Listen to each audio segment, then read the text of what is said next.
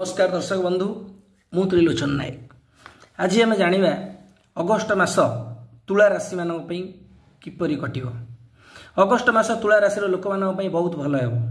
जदि आपण वक्तव्य हेतु आपण एक बड़ क्षति भोगी पारती कथा कहला बेले टिके भावी चिंती कथबार्ता करूँ ना आपण को असुविधार सम्मुखीन पड़ पारती। आपण तुम वक्तव्य उपर तुम नियंत्रण रख, अनावश्यक विवाद दूरे रुह।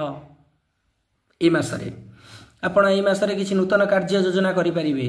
कर्म क्षेत्र में लाभर संभावना भी अच्छी। तुमे तुमर सहकर्मी ठारू लाभ निश्चित पाइब। ए मासरे संपत्ति रे विनियोग करी आपण लाभ भी पाइबे। आउरी मध्य ए मासरे आपणक जीवन रे एक बड़ परिवर्तन आसीब। आपण परिवार रे चलीथिबा टेंशन नु निश्चित मुक्त पाई जिवे। एई मासे आपणकर एक विशेष व्यक्ति को भेटिबे जे भविष्य रे आपणको निश्चिंत उपकार आसीबे। आपण परिवार सहित एक दीर्घ यात्रा रे आपण जाई पारंती।